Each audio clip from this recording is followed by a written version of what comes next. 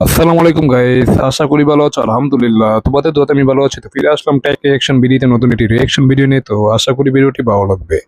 আজকের ভিডিওর টাইটেলটি হলো মধ্যবিত্ত মোটরোলা। আচ্ছা, মধ্যবিত্ত মোটরোলা মোটো জি 96। আচ্ছা, মোটো জি 96 ইন বাংলা। তো এটা মধ্যবিত্ত মোটরোলা কেন, সেটা আমরা অবশ্যই দেখবো। তো মনে হচ্ছে এটা ফোনটা মানে কি, মানে মিড রেঞ্জের মধ্যে হবে হয়তো, আর মধ্যবিত্তদের জন্য কি সাধ্যের মধ্যে আছে হয়তো, এই কারণে আমার টাইটেলটা এরকম। যাই হোক, এটা আমি জানি না শিওর। ভিডিওটি নিয়েছি অবশ্যই টেক্সাই গাই চ্যানেল থেকে, তাদেরকে ফুল ক্রেডিট দেওয়া হলো এবং তাদের ভিডিও লিঙ্কটি অবশ্যই আমাদের চ্যানেলের ডেসক্রিপশন বক্সে দেওয়া থাকবে, চাইলে তোমরা চেক আউট করতে পারো। তো দেখবো আজকে মধ্যবিত্ত মোটরোলা মানে মোটো জি 69, সরি 96, সরি গাইস, একটু ভুল হয়ে গেছে এই আর কি। তো এটা আমরা রিভিউ দেখে অবশ্যই আমরা রিয়াকশন করবো। তো বেশি যদি ভিডিওটি ভালো লাগে অবশ্যই লাইক কমেন্ট, চ্যানেলে নতুন হলে অবশ্যই চ্যানেলটিকে মাস্ট সাবস্ক্রাইব এন্ড কে দেবে রাখুন। আর যদি খারাপ লাগে অবশ্যই কমেন্ট করে জানাতে পারো। তো চলো আজকে বেশি দেরি না করে আজকে ভিডিও কার্যক্রম শুরু করি। 1 2 3। আচ্ছা, আজকাল সব ফোনের ডিসপ্লের সাইজ 6.67 ইঞ্চি হচ্ছে কেন? এর একটা আচ্ছা কারণ আছে, বিশেষ কারণ আছে। মোটরোলার এই ফোনটা লঞ্চ হয়ে গেছে, মোটো ওয়াও। G96। আচ্ছা, মানে এটা হলো ফোনটা ডিসপ্লেটা দেখো, হ্যাঁ ডিসপ্লেটার মানে উপরে এবং নিচে যে বেজেলটা মোটা, আর চিনটা একদম সিমেট্রিক্যাল। এটা মনে হচ্ছে কি ডিসপ্লেটা কার্ভ ডিসপ্লে, হ্যাঁ। তো যেটা আসলে ভালো মনে হচ্ছে, খারাপ না। আর ডিজাইনটা ওই মোটরোলা মানে সেম মানে প্রতিটা মোবাইলের যেরকম ডিজাইন হয়ে থাকে এটারও সেম ডিজাইন এই আর কি। তো এটা একটা সমস্যা। তো চলো ভিডিওটি প্লে করি। যথারীতি ডিসপ্লের সাইজ 6.67 ইঞ্চি, তবে আচ্ছা আচ্ছা আচ্ছা 6.67 ইঞ্চি নিয়ে পরে কথা হবে। বাদ বাকি কথা এই ফোনটাতে কি কি আছে ফার্স্ট আমরা দেখি যে বক্সের মধ্যে কি আছে। মোটরোলার বক্স মানেই সেই plastic free packaging. Plastic free packaging. আচ্ছা এছাড়া আছে 33 ওয়াটের charger, okay USB type C cable, SIM ejector pin আর কুইক স্মার্ট গাইড। এই হচ্ছে ওকে ছোট আনবক্সিং এক্সপিরিয়েন্স। এবার ফোনটা দেখুন, প্যান্টন কিউরেটেড কালার, তার সাথে সাথে ভেগান লেদার ফিনিশ। ডিজাইনটা কিন্তু আলট্রা প্রিমিয়াম ডিজাইন। ফোনটা 4টে কালারে এসেছে, ওই প্যান্টনের গল্প আর। Ultra premium vegan leather finish দিয়ে কি কি ওয়াও, এখানে গ্রিন আছে একটা, তারপর কি অ্যাশ লাইট আছে একটা, মানে ব্লু যেটা, আর এটা আছে অর্চিড, আর এটা কি ব্লু, হ্যাঁ। তো দুইটাই ব্লু, একটা অ্যাশ লাইট ব্লু আর একটা হলো ড্রেসডেন ব্লু, হ্যাঁ ড্রেসডেন ব্লু, আর একটা কি গ্রিন, যেটা গ্রিন আর যেটা। তো অবশ্যই আমার কাছে যদি বলি কোনটা বেশি ভালো লাগছে, তো আমার কাছে অবশ্যই বলবো পিঙ্ক কালারটা, জানি কিরকম আমার চোখে লাগছে, যদি সানগ্লাস পরা তো বোঝা যাচ্ছে না এই আর কি। তো পিঙ্ক কালারটা একটু বেশি ভালো হচ্ছে, দেন গ্রিন কালারটা সুন্দর, খারাপ না। আর ব্লু কালারটাও ঠিক আছে, ব্লু কালার যেটা ওই যে ড্রেসডেন ব্লু, এটা আমার কাছে বেশি ভালো লাগছে। তো তোমাদের কাছে কোনটা বেশি ভালো লাগছে তোমরা অবশ্যই কমেন্ট করে জানাও। তো আর ডিসপ্লেটা কিন্তু ভাই দেখতে, যেহেতু কার্ভ, দেখে খুবই প্রিমিয়াম লাগছে, এটা একটা কথা অসাধারণ ভাই, যেহেতু কার্ভ ডিসপ্লে। তো চলো বেশি দেরি না করে আবার ভিডিওটি প্লে করি। কালার আমি এখানে লিখে দিচ্ছি, আপনারা দেখে নেবেন। ফোনটার ওজন মাত্র 178 গ্রাম, ওকে 7.93 মিলিমিটার। ওয়াও, এটা একদম হালকা সিরিয়াসলি পাতলা ফোন। আজকাল মিড রেঞ্জের ফোনে এত রকম ফিচার থাকে যে কোন ফোনটা ছেড়ে কোন ফোনটা নেব বোঝাই মুশকিল হয়ে যায়। হ্যাঁ। G96 এই ফোনটা লঞ্চ হয়েছে 17,900। ও মাই গড, মানে 17,999 টাকা, মানে 18,000 টাকা ফোন, একটা কার্ভ ডিসপ্লে পাচ্ছি, প্লাস এত চিকন পাতলা ফোন, এটা তো আসলে অ্যামেজিং। আর 17,999 অবশ্যই এটা ইন্ডিয়ান প্রাইস ভাই। তোমরা যারা আমার বাংলাদেশি ফ্যান আছো অবশ্যই কি বলে, এটা হলো ইন্ডিয়ান প্রাইস, অবশ্যই জেনে নিবে। আর বাংলাদেশি প্রাইস আমি শিওর জানি না, তোমরা অবশ্যই একটু গুগলে সার্চ করে নিবে এই আর কি। ইন্ডিয়ান প্রাইসে এটা ফোনটা আসলে ঠিকঠাক মনে হচ্ছে। তো চলো ভিডিওটি প্লে করি। 199 রুপিতে বেস্ট ভেরিয়েন্ট। এই কদিনে এই ফোনটা যা যা জিনিস ভালো লেগেছে, আর দু একটা জিনিস যেগুলো এখন মনের মধ্যে খচখচ করছে, সেগুলো নিয়ে আজকের ভিডিওতে সবকিছু বলবো। ভিডিও ওকে ওকে, লাইক টাইক করে দিন। আর অবশ্যই আমাদেরটাও লাইক টাইক করে দিও। প্রসঙ্গে আসা যাক। এই ওয়াও, ফোনটার ডিসপ্লের সাইজ 6.67, কার্ভ দেখে আসলে ভালো লাগছে। চোখে পড়ার মতো। হ্যাঁ সেটাই তো বললাম। ডিসপ্লে 144 হার্টজ এর রিফ্রেশ রেট আছে। ব্রাইটনেস বেশ ভালো, রোদে দাঁড়িয়ে পরিষ্কার সবকিছু দেখা যাচ্ছে। এর কালার আর কন্ট্রাস্ট সেগুলো বেশ প্রাণবন্ত। এবার ভাই ডিসপ্লেটা ভাই মানে কার ফর কারণ দেখে মানে খুবই প্রিমিয়াম লাগছে, হ্যাঁ। এটা যে একটা 17,000 টাকা ফোন বা 18,000 টাকা ফোন দেখেই মনে হচ্ছে না, মনে হচ্ছে একটা প্রিমিয়াম ভাইব দিচ্ছে 30-40 হাজার টাকার ফোন, এরকম মনে হচ্ছে ডিসপ্লেটা কার ভর কারণে। আর ডিসপ্লেটা পিওলেট একটা ডিসপ্লে, যেটা আসলে অ্যামেজিং, কালার কন্টেন্ট মানে কালার কন্টেন্ট সবকিছু এক কথা অসাধারণ, যেটা আমার কাছে খুবই ভালো লাগছে। তো তোমার কাছে কার্ভ ডিসপ্লে অনেকে ভালো নাও লাগতে পারে, তো এটা তোমাদের কি বলে নিজস্ব মানে কি মানে নিজস্ব চিন্তাধারা এই আর কি। বাট আমার কাছে কার্ভ ডিসপ্লে আসলে পছন্দ, তো এটা আসলে ভালো, খারাপ না। তো চলো ভিডিওটি প্লে করি। এই ফোনটাতে কার্ভ ডিসপ্লে আছে। কার্ভ ডিসপ্লে অনেকেই পছন্দ করেন না, আবার আমার মতো অনেকে আছেন যাদের ভীষণ পছন্দ। হ্যাঁ আমি পছন্দ করি অবশ্যই। ফোনটা এমনিতেই প্রিমিয়াম লাগে। হ্যাঁ সেটাই। লুকস আর ডিজাইনটা শুধু দেখুন। মোটরোলা আজকাল এই জিনিসটাতে একদম এক্সেলেন্স করে ফেলেছে। একটা ভেগান লেদার টাইপের ফিনিশ আছে, অন্যরকম কালার, সেই প্যান্টন কালারের গল্প আর কি। এবং এই গ্রিন কালারটার সাথে চারদিকের ফ্রেমটাও গ্রিন করে দিয়েছে বলে জিনিসটা দেখতে আরো প্রিমিয়াম লাগছে। হাতে নিতেও বেশ সুবিধা। গ্রিন কালারটা আসলে সুন্দর, খারাপ না কিন্তু। এবং এই জায়গাতেই 6.67 ইঞ্চি ডিসপ্লের রহস্য বিশাল। ডিসপ্লের সাইজ এটা হলে ফোন হাতে নিতে অনেক সুবিধা লাগে। অ্যাসপেক্ট রেশিওটা এখন যেরকম হয়েছে 16:9 থেকে বদলে গেছে, তার ফলে ফোন একটু লম্বা, একটু হ্যান্ডি এবং ভিডিও দেখার ক্ষেত্রে বেস্ট এক্সপিরিয়েন্স। কালারটা দেখো ভাই, অসাধারণ। যদি আমরা গেম প্লে করি তখনও গেম প্লে করার জন্য এই সাইজের ডিসপ্লেটা আমার মনে হয় একদম পারফেক্ট। এরপর মাল্টিটাস্কিং এর ব্যাপার আসে, আমরা কিছু পড়ছি যে ব্যাপারগুলো, সেইগুলো কিন্তু এই পুরো ফ্রেশ লাগছে, পুরো ফ্রেশ। কথা এই ডিসপ্লেটা এবং 6.67 ইঞ্চি ডিসপ্লে, সেটা ভিজুয়ালি ইমার্সিভ এক্সপিরিয়েন্স দেয়। আরো দুটো গোপন খবর বলে রাখি, এই সাইজের ডিসপ্লে হলে না ফোনের মধ্যে আরো বড় ব্যাটারি দেওয়া যায়। এছাড়া যারা ডিসপ্লে তৈরি করে সেই কোম্পানিগুলো এই ডিসপ্লে বাল্কে তৈরি করে, তাহলে ফোন তৈরি করার খরচাটাও অনেকটা কমে যায়। আর মোটোরোলার ডিসপ্লে মানে আপনারা জানেন সেই স্পেশাল ডিসপ্লে, POLED ডিসপ্লে। ভাই কালার কোয়ালিটি দেখো, অসাধারণ ভাই। ব্রাইটনেস 1600 নিটস, ডিসপ্লে প্রোটেকশন আছে এবং কর্নিং এর প্রোটেকশন, গরিলা গ্লাস 5। ও গরিলা গ্লাস 5 এর আমরা প্রোটেকশন পাচ্ছি আর 1600 নিটস পিক ব্রাইটনেস পাচ্ছি। এটা যদি আমি জানি না এটা আসলে বাইরে রোদ্দুরে আমরা কতটা মানে কি কমফোর্টেবলি কি ইউজ করতে পারবো সেটা আমি শিওর না। বাট রোদ্দুরে যদি আমরা ঠিকঠাক ইউজ করতে পারি, কোনো একদম মানে রোদে যে ঝামেলা ছাড়া, তাহলে কোনো সমস্যাই নেই। বাট এটা 1600 নিটস, এটা নাম্বার গেমিং অবশ্যই। তো চলো ভিডিওটি প্লে করি। 10 bit colour, 100% DCI battery, colour gamut, মানে যা কিছু চাইবেন সবকিছুই এই ডিসপ্লেতে আছে। তার কারণ হলো এখানে display colour boost technology use করা হয়েছে, অবশ্যই SGS আই প্রোটেকশন। তবে যে জিনিসটা আমার মনে হয় রিয়েল লাইফে কাজে লাগবে, যেটা সবথেকে ইম্পর্টেন্ট, স্মার্ট ওয়াটার টাচ 2.0। ও সিরিয়াসলি, হাত দিয়ে এই ফোনটা ইচ্ছে মতো চালানো, মানে স্মার্ট ওয়াটার টাচ 2.0, এটা আসলে একটা মানে বলা যায় গুড সাইন বলা যায়, কারণ এটা ইমার্সিভ একটা ব্যাপার। মানে আমরা অন্য সময় কি মানে বাইরে বের হলে কি তোমার বৃষ্টি হয় না, হাত মুখ ভিজে যায়, কিন্তু এই সময় হঠাৎ করে ফোন আসলো, তখন হাত ভিজাতের কারণে কি আমরা ফোনটা রিসিভ করতে গেলে তখন ফোনটা রিসিভ হয় না, যেটা একটা খুবই সমস্যা। আর এখানে আমরা স্মার্ট ওয়াটার টাচ পাচ্ছি 2.0, যেটা আসলে ইমার্সিভ একটা ব্যাপার। এখানে আমরা যদি মনে করি ভিজে হাতে যদি ফোনটা ধরি, মানে ফোনটা অনায়াসে ক্লিক করতে পারবো, কোনো সমস্যা নয়, যেটা আসলে একটা ইমার্সিভ একটা ব্যাপার। তো এটা আসলে ভালো লেগেছে। তো চলো ভিডিওটি প্লে করি। যাবে, কোনো অসুবিধা হবে না। ইন ডিসপ্লে ফিঙ্গারপ্রিন্ট সেন্সর আছে, সেটাও দেখাতে আমরা আনলক করে দেখেছি, খুব ভালোভাবে হচ্ছে। সাহস করে ভেজা ফোন ইউজ করছি কেন? কারণ একটা IP68 রেটিং আছে। কথা হচ্ছে মোটোরোলার ফোনের এত প্রশংসা হয় কেন? শুধু এই প্যান্টন কালার, ভালো ডিজাইন, প্রিমিয়াম দেখতে, কার্ভ ডিসপ্লে, 144 Hz, এই কারণে না? মোটোরোলার ফোন আজকাল এত বিক্রি হচ্ছে, এত রেকমেন্ড করছে সবাই, তার অন্যতম বড় কারণ মোটোরোলার ফোনগুলো আসলে অলরাউন্ডার ফোন হচ্ছে, বাজেট অনুযায়ী একেবারে পয়সা উসুল। যেমন এই মিড বাজেটের ফোনটাই ধরুন না, 50 মেগাপিক্সেল মেইন ক্যামেরা আছে, আর এই 50 মেগাপিক্সেলের যে সেন্সরটা, সেই সেন্সরটা কিন্তু সোনি লাইটিয়া 700। এবার বুঝতেই পাচ্ছেন যে মিড বাজেটে একদম ফ্ল্যাগশিপ ক্যামেরা ইউজ করা হয়। সেটাই তো দেখতে পাচ্ছি, ছবি আসে, ডিটেইলস ভালোভাবে পাওয়া যায়। সেটাই তো। এখানে অপটিক্যাল ইমেজ স্টেবিলাইজেশন ভাই ছবির কোয়ালিটি দেখো, মানে আমি একজন নর্মাল অডিয়েন্স হিসেবে বলতেছি, একদম প্রো লেভেলের অডিয়েন্স না, ঠিক আছে, নর্মাল অডিয়েন্স হিসেবে আমরা ভাবি ছবির কোয়ালিটিটা দেখো, খুবই সুন্দর, খারাপ না। ডিটেলস শার্পনেস বিষয়টা ঘাটতি নেই বলে চলে, মানে একদম মিড রেঞ্জের ফোনের মধ্যে যেরকম ছবি দেওয়ার কথা তার থেকে বেশি কিন্তু বেটার দিচ্ছে, যেটা আসলে কিন্তু ইমপ্রেসিভ। তো ছবি কোয়ালিটি আসলে ভালো লেগেছে। তোমাদের কাছে কেমন আছে তোমরা অবশ্যই কমেন্ট করো। তো চলো ভিডিওটি প্লে করি।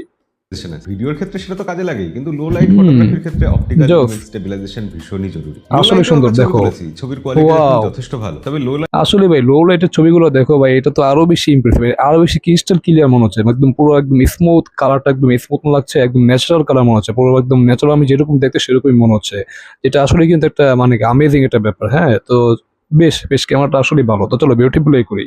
লাইটের শার্পনেস কিন্তু আরো ভালো হতে পারতো। এছাড়া আলট্রা ওয়াইড অ্যাঙ্গেল লেন্স 8 মেগাপিক্সেলের আছে। সাধারণত বাজেট সেগমেন্টে দেখা যায় যে ভালো মেন ক্যামেরা হলে আলট্রা ওয়াইড অ্যাঙ্গেল লেন্স গায়েব হয়ে যায়। সেটা যদিও বা থাকে তাহলে ম্যাক্রো লেন্স এর কালার কোয়ালিটি আসলে ভালো, কিন্তু মোটোরোলা বরাবর এই কাজটা খুব ভালোভাবে করে যে আলট্রা ওয়াইড অ্যাঙ্গেল লেন্সের মধ্যে ম্যাক্রো লেন্স দিয়ে দেয়। এখানে আলট্রা ওয়াইড অ্যাঙ্গেল লেন্সে তোলা বেশ কিছু ছবি, আর সাথে সেই লেন্স দিয়ে তোলা ম্যাক্রো লেন্সের ছবি দেখুন। আর এই ফ্রন্টে রয়েছে 32 মেগাপিক্সেল ক্যামেরা, সেলফি ক্যামেরা দিয়ে তোলা ছবি বেশ ভালো এসেছে, ছবিও যথেষ্ট ভালো। তবে হ্যাঁ, কালার কিন্তু খুব পাঞ্চি বা বুস্টেড নয়। এবার একটা জিনিস আমার ভালো লাগলো যে এটা কিন্তু মিড বাজেটের ফোন, তা সত্ত্বেও এই ফোনের সেলফি ক্যামেরা দিয়ে 4K 30 fps ক্যামেরা দিয়ে তো 4K 60 fps এ ভিডিও রেকর্ড করা যায়। স্যাম্পল আপনারা দেখতে পাচ্ছেন, মানে আমরা সেলফি ক্যামেরা দিয়ে 4K ভিডিও শুট করতে পারবো, বিশেষ করে মানে আমার মতো যারা কন্টেন্ট ক্রিয়েটর আছে, মানে আমি তো সেলফি ক্যামেরা দিয়ে ভিডিও শুট করি, বাট আমার মতো যারা আছে তারা অবশ্যই 4K দিয়ে কি ভিডিও শুট করতে পারবে, যেটা আসলে একটা অ্যামেজিং ব্যাপার। আর ছবির কোয়ালিটি অসাধারণ, প্লাস আমার ভিডিও কোয়ালিটি যেটা আসলে ইমপ্রেসিভ। হ্যাঁ, এই বাজেটের মধ্যে সেরা একটা বলা যায় ক্যামেরা ফোন হিসেবে এটা কোথায় ভাই পারফেক্ট।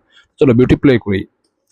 যেহেতু অপটিক্যাল ইমেজ স্টেবিলাইজেশন আছে, ভিডিওর কোয়ালিটি কিন্তু যথেষ্ট ভালো। হ্যাঁ, আসলে উল্লেখযোগ্য জিনিস, এই ফোনটা এই সেগমেন্টের একমাত্র ফোন যে ফোনে প্রতিটা ক্যামেরা দিয়ে, প্রতিটা লেন্স দিয়ে, আলট্রা ওয়াইড অ্যাঙ্গেল লেন্স দিয়েও 4K তে ভিডিও শুট করা যায়। এবার আজকাল এআই ছাড়া ক্যামেরা কখনো কমপ্লিট হয় না। এই ফোনে এআই ফটো এনহ্যান্সমেন্ট ফিচার আছে, অর্থাৎ আমরা যে ফটোটা তুলছি, আমরা তো বিশাল বড় বড় ফটোগ্রাফার, যে ফটোটা তুলছি সেই ফটোকে এআই আরো ভালো করে দিচ্ছে। এখানে গুগলের বিভিন্ন রকম এআই টুলস তো আছেই, magic eraser unwanted object erase করার জন্য, মানে এআই যত যাদবটা সবই আছে এক কথায়, যেটা আসলেই ভালো। এছাড়া গুগলের নিজস্ব ম্যাজিক এডিটর, এই ম্যাজিক এডিটর দিয়ে আমরা আমাদের ফটোকে ইমাজিন করতে পারি জেনারেটিভ এআই এর মাধ্যমে। হোল্ড করে বিভিন্ন জায়গায় ড্রপ করতে পারি রিপোজিশনের জন্য, অথবা পিঞ্চ করে সেটাকে রিসাইজও করা যায়। ব্যাকগ্রাউন্ড আর লাইটিংকে আরো বেটার করার জন্য কনটেক্সচুয়াল সাজেশন আসে, সেগুলোকেও কাজে লাগানো যায়। এখানে ক্যামেরার মধ্যে কিন্তু ইন্টেলিজেন্ট হাইব্রিড জুম রয়েছে, মানে ডিজিটালি জুম হবে কিন্তু ক্ল্যারিটি ভালো আসবে। অটো স্মাইল ক্যাপচার ফিচারটা রয়েছে, অর্থাৎ আমরা একসাথে সবাই ছবি তুলছি, আমরা হেসে দিলেই ছবি উঠে যাবে, ক্যাপচার বাটন টিপতে হবে না। আর একটা মোড খুব কাজের, সেটা হচ্ছে টিল্ট শিফট মোড।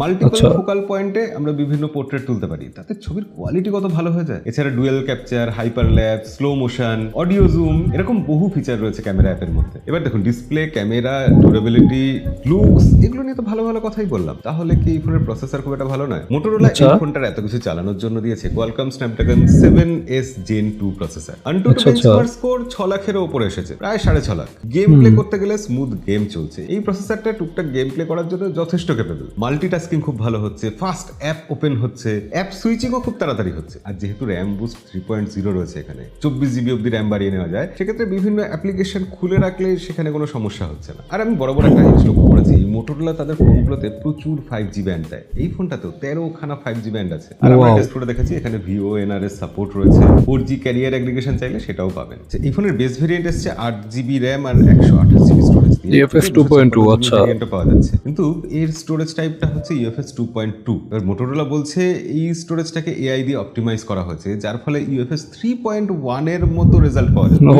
তাই AI দিয়ে পাওয়া যাবে, তার থেকে 3.1 দিয়ে দিলে ভালো হতো না? আসলে দিলে ভালো হতো। সোশ্যাল মিডিয়া চালানোর জন্য, হালকা পাতলা গেমিং এর জন্য কোনো সমস্যা হবে না। তবে খুব চাপ দিলে ব্যাক সাইডটা অল্প স্বল্প উষ্ণ হয়, সামান্য ফ্রেম ড্রপও দেখা যায়। তবে প্রসেসরের বাইরেও মোটোরোলা একটা জিনিস খুব ভালো করছে আজকাল, তাদের স্মার্ট কানেক্ট যে ফিচারটা দিচ্ছে সেটা খুব কাজে লাগছে। ক্রস ডিভাইস সার্চ করতে সুবিধা হচ্ছে, যেমন টিভির সাথে, পিসির সাথে এই ল্যাপটপটাকে কানেক্ট করে নেওয়া যাচ্ছে সহজে। এতক্ষণ এত কিছু বললাম, অথচ ব্যাটারির ব্যাপারে বলা হয়নি না। এখানে 5500 mAh ব্যাটারি আছে, বক্সে যেরকম দেখলেন 33 ওয়াটের ফাস্ট চার্জার রয়েছে। এবার আজকাল আমাদের খুব ফাস্ট চার্জিং এর অভ্যাস, তাই এটা একটু ধীরে চার্জ হচ্ছে মনে হয়। তবে আমার মনে হয় 33 ওয়াটের ফাস্ট চার্জিং ডিসেন্ট। ব্যাটারি দীর্ঘদিন ভালো থাকবে, ফোন তাড়াতাড়ি চার্জ হয়ে যাবে। আর 5500 mAh ব্যাটারি এখানে যেরকম অপটিমাইজ করা আছে, একটু কম মনে হচ্ছে। তবে কিছু ছোটখাটো ব্যাপার আছে, যেমন স্টিরিও স্পিকার আছে এখানে, এছাড়া ডলবি অ্যাটমসের সাপোর্টও রয়েছে, অডিও, তার সাথে সাথে রয়েছে মোটো স্পেশাল সাউন্ড কিন্তু বেশ ভালো। এবার শেষে যে ব্যাপারটা বলতেই হয় যে মোটোরোলার ইউআই, এখানে হ্যালো ইউআই আছে অ্যান্ড্রয়েড 15 এর উপর, কিন্তু মোটোরোলা যেরকম ক্লিন ইউআই দেয়, সামান্য কিছু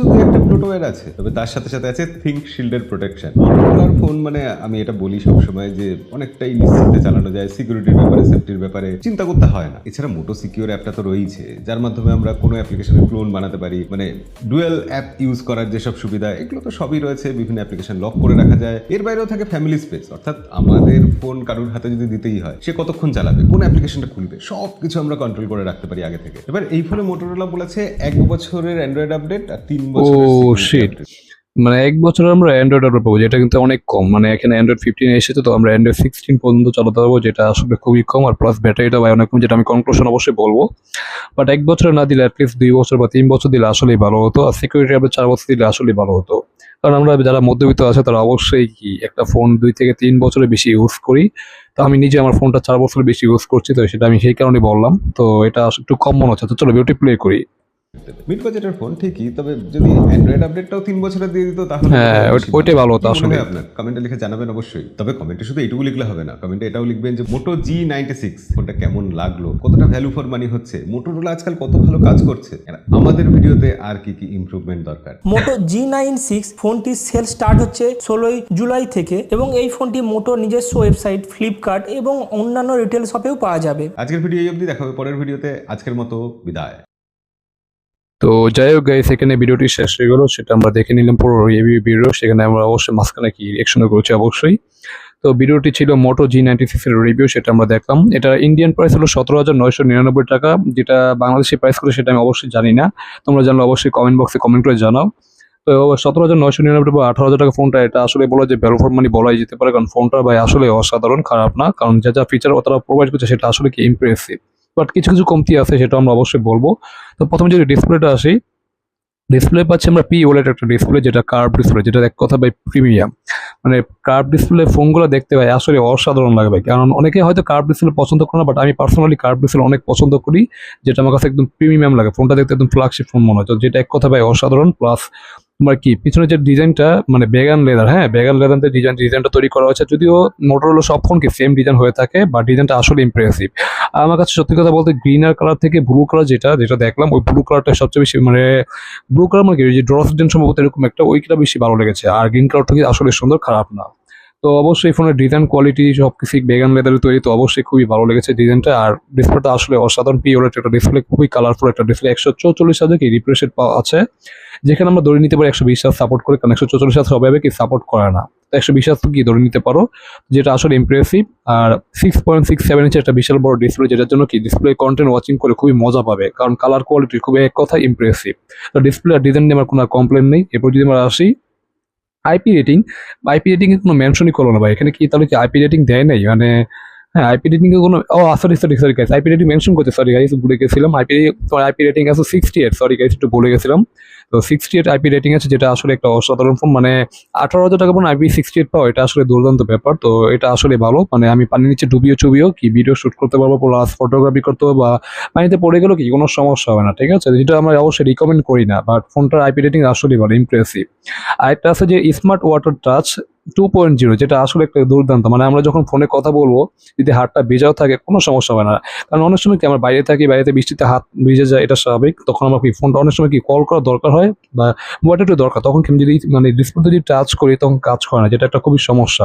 বাট এখানে আমরা পাচ্ছি স্মার্ট ওয়াটার 2.0, মানে কি তোমার হাতটা যদি ভিজাও থাকে, তুমি অবশ্যই কি ফোনটার ডিসপ্লে একদম 100% কাজ করবে, মানে স্মুথলি কাজ করবে, কোনো সমস্যা নেই, যেটা কিন্তু আসলে একটা ইমপ্রেসিভ ব্যাপার।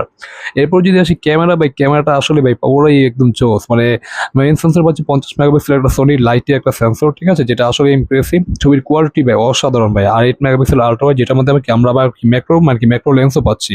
মানে আল্ট্রা ওয়াইডের মধ্যে ম্যাক্রো পাচ্ছি, ছবির কোয়ালিটি আল্ট্রা ওয়াইড হিসেবে খুবই ভালো, এবং ম্যাক্রো লেন্স মানে ছবির কোয়ালিটি এক কথায় অসাধারণ। মানে ছবির কোয়ালিটি একদম লাইটিং কন্ডিশন খুবই ভালো। আর যেটা ম্যানসনের ছবি সেটা তো বললামই, যেটা লাইটিং কন্ডিশন যেমন ছবি কোয়ালিটি অনেক ভালো, ন্যাচারাল মনে হয়, প্লাস লো লাইটের ছবিগুলো কি একদমই খুবই স্মুথ লাগে, দেখতে খুবই সুন্দর লাগে, খারাপ না। আর আমরা যে সেলফি ক্যামেরা পাচ্ছি সেটা কি 32 মেগাপিক্সেল সেলফি ক্যামেরা, যেটা আসলে দুর্দান্ত একটা ক্যামেরা। আর আমরা প্রতিটা ক্যামেরা দিয়ে আল্ট্রাওয়াইড বলো বা মেন সেন্সর বলো বা সেলফি ক্যামেরা বলো, প্রতিটা ক্যামেরা দিয়ে কি 4K ভিডিও শুট করতে পারবো, যেটা এক কথা অসাধারণ ইমপ্রেসিভ। ভিডিওতে যেহেতু ওআইএস আছে, তো এক কথায় দেখতে ভিডিওটা পুরো স্টেবল, বেশি কাপাকাপি নেই বলেছিল, এবং ভিডিওটা খুবই স্মুথ, দেখতে খুবই সুন্দর। আর সেলফি ক্যামেরার ছবিগুলো দুর্দান্ত, ন্যাচারালি মনে খারাপ লাগে না। তো মানে কি ক্যামেরা, এটা এক কথা বলা যে ক্যামেরা কিং ফোন হিসেবে কি ধরা যেতে পারে। এরপর যদি আসি ব্যাটারিটা আমার কাছে একটু কমতি লেগেছে অবশ্যই, কারণ 5500 mAh ব্যাটারি, যেটা একটু আমার কাছে খুবই কম লেগেছে। এখানে অ্যাটলিস্ট 6500 বা 6000 দিলে আসলে মনে হতো যে আসলে ভালো হতো, বাট এখন বর্তমানে কি স্ট্যান্ডার্ড হলো 6000।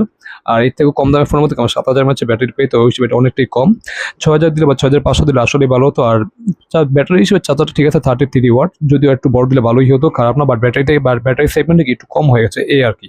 এরপর যদি আসি তোমার কি বলে ফোনে যে চিপসেট স্ন্যাপড্রাগন 7 Gen 2, হ্যাঁ যেটা দিয়েছে, যেটা মোটামুটি কি রেগুলার কাজ সবই করতে পারবে, হালকা পাতলা গেমিংও করতে পারবে। যারা একদম কি ফুললি মানে হাইলি গেমিং করে, তার জন্য কি এটা মানে এই ফোনটা আসলে কি রিকমেন্ড করা যায় না, কারণ এটা হাই গেমিং করতে পারবে না, কারণ গেমিং করলেই ফোনটাকে একটু গরম হবে, এটা স্বাভাবিক কিছু। কিন্তু যে চিপসেটটা দিয়েছে এটা আসলে কি একটা ব্যালেন্স চিপসেট বলা যায়, মোটামুটি হালকা পাতলা গেমিং করতে পারবে, কোনো সমস্যা হবে না, প্লাস তুমি কি রেগুলার কাজ সবই করতে পারবে, যেটা আসলে ভালো। মানে ব্যালেন্স হিসেবে চিপসেটটাকে আসলে অসাধারণ। বাট বেশি যদি গেমিং করতে চাও বা গেমিং এর চিন্তা নিয়ে যদি ফোনটা নিতে চাও, তাহলে কি এটা আসলে কি তোমার জন্য পারফেক্ট হবে না, ঠিক আছে?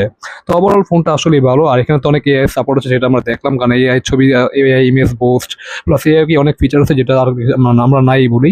তো ওভারঅল ফোনটা আসলেই মানে ইন্ডিয়ান প্রাইসে 18,000 টাকা ফোনের মধ্যে কি আসলে ওভারঅল কি ফোনটা আসলেই ভালো। তো বাংলাদেশি প্রাইস কত সেটা আমি অবশ্যই জানি না, তোমরা জানলে অবশ্যই কমেন্ট করে জানিয়ে দিও। আর ফোনটা ওভারঅল আমার কাছে ভালো লেগেছে, খারাপ না, কারণ ফোনটা এক কথায় অসাধারণ। যদি একটু কমতি লেগেছে ওই ব্যাটারিতে এই আর কি, এটা যদি একটু মানে 6000 বা 6500 দিত, তাহলে আসলে একদম মানে খপে কাপ পঞ্চুর বাপ হতো, এরকম একটা অবস্থা। তো যাই হোক, তোমাদের কাছে ভিডিওটি কেমন হলো তোমরা অবশ্যই কমেন্ট করে জানাও। ভালো লাগবে অবশ্যই লাইক কমেন্ট, চ্যানেলে নতুন হলে অবশ্যই চ্যানেলটিকে subscribe and get the bell icon. তো দেখা হবে নতুন কোনো রিঅ্যাকশন ভিডিওতে, সে পর্যন্ত তোমরা ভালো থাকো, আল্লাহ হাফেজ।